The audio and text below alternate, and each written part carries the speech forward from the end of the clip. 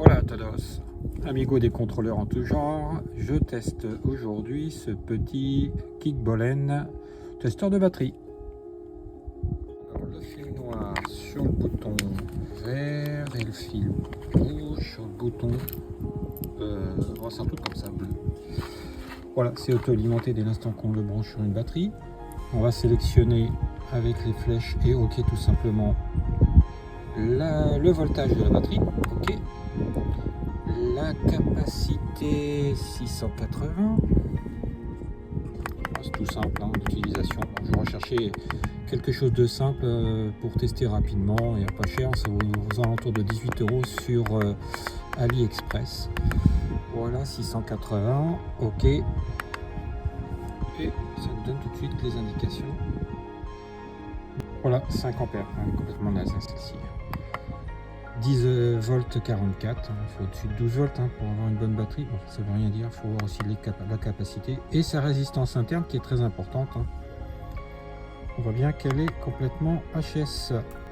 Alors, qu'est-ce que c'est que le SOH? Il est exprimé en fait en pourcentage, il indique le ratio entre la capacité réelle de la batterie et sa capacité initiale. En fait, une batterie neuve, elle se rapproche du 100, elle sera à 100%. Et diminue au fil des années. On dit qu'à partir de 75%, ça devient critique. Elle a perdu 25% déjà de son autonomie. Donc à surveiller le SOH. Le SOC, quant à lui, le State of Charge, ou état de charge, il indique en fait un pourcentage de charge et de qualité d'énergie stockée dans la batterie à un instant T. Alors on retrouve ici les caractéristiques de l'appareil, son nom, son modèle, OK, le display c'est la taille de l'écran, la plage d'utilisation de tension entre 6, 12 et 24 volts, donc du coup on va pouvoir l'utiliser sur une moto, une voiture ou un camion. Connection method, ouais, on a bien compris qu'il fallait mettre le fil rouge sur le plus et le fil noir sur le moins comme dans tous ces systèmes là. L'operating voltage entre 4,9 et 32 volts, voilà. Je passe sur les températures d'utilisation et les tailles. C'est un produit CE ROHS. Alors j'essaie maintenant le testeur sur une batterie de voiture, une 760 ampères qui a déjà quelques années, 728.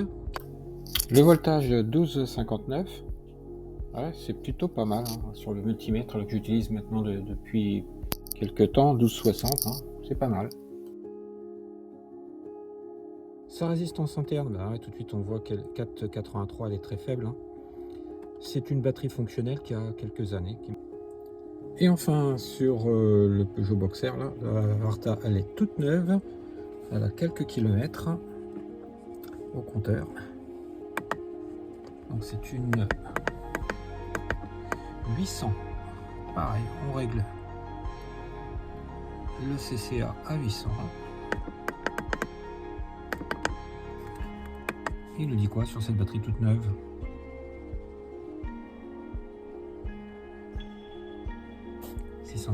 On va pas rouler beaucoup plus. 12,26, 4,19 mégaohms. Voilà, c'est preuve qu'elle n'a pas trop chargé depuis la pause dans le camion. Elle a dû faire 4 km, 60%. Bon, ça n'a rien d'un appareil professionnel, à 18 €, faut pas s'attendre à que ça fasse des merveilles. Donc, boîtier plastique, moyennement costaud on va dire, très léger. On va démonter, on va regarder ce qu'il y a dedans. On voit bien la technologie CMS, vraiment tout petit. Ces résistances là qui font que 6 mm contre 24, 25 pour la grosse. Allez réparer ça. Il faut de bons yeux, faut bien être équipé. Ça m'est déjà arrivé d'en changer une dans un rasoir électrique, imaginez la place qu'il y a. C'est un peu compliqué. Bon, ce qui nous intéresse dans ce circuit, c'est la partie alimentation et surtout protection au cas où si elle grille au moins. Bon, ça me paraît de belle qualité. On a à côté l'écran. Voilà. Bon, après, aller réparer ce genre de plaque avec un instrument de 18 €, je ne sais pas si ça en vaut bien le coup. Parfois, c'est tout simple et ça en vaut le coup. Parfois, quand ça commence à toucher d'autres composants, on n'a même pas les références. Voilà, sur l'autre face, quasiment non, pas de composants, si ce n'est les petits boutons poussoirs. Ça pose problème hein, parfois ces petits boutons-là. On peut les souffler, nettoyer, mettre des produits de contact éventuellement quand ça commence à fonctionner moins bien. Bah, le PCB est plutôt bien positionné hein, dans son boîtier plastique là, même l'écran. Parfois on trouve simplement des points de colle pour tenir tout ça. Là non, il est bien positionné, je vais pouvoir le refermer et remettre les vis. Bien, bilan des courses après ce petit test. Je suis assez mitigé. Bon, la qualité, on va dire que c'est correct. La précision de lecture, on a vu que sur la tension était à peu près correcte. Après le reste, je m'interroge. Hein. Bon, c'est un appareil. Là, je le vois à 17-18 € sur AliExpress en ce moment. Alors, je me suis amusé à le débrancher sur la même batterie. Hein. Débrancher, rebrancher à nouveau, redébrancher, bref, plusieurs fois. La mesure n'est pas identique à chaque fois. La tension, ça varie peu, mais le reste, voilà, c'est pas le top. Voilà, ça nous donne une indication à un moment donné.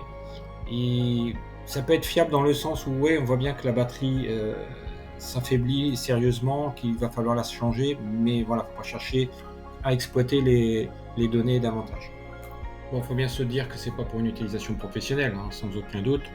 Voilà, pour contrôler de temps en temps sa batterie. Ça a mal démarré ce matin. Bon, c'est déjà un premier signe de faiblesse. Il ne faut pas tarder à contrôler la batterie. Les batteries récentes aujourd'hui, hein, ça lâche du jour au lendemain, ou plutôt au démarrage suivant. Voilà, hasta la proxima, à bientôt. On se retrouve pour de nouvelles vidéos.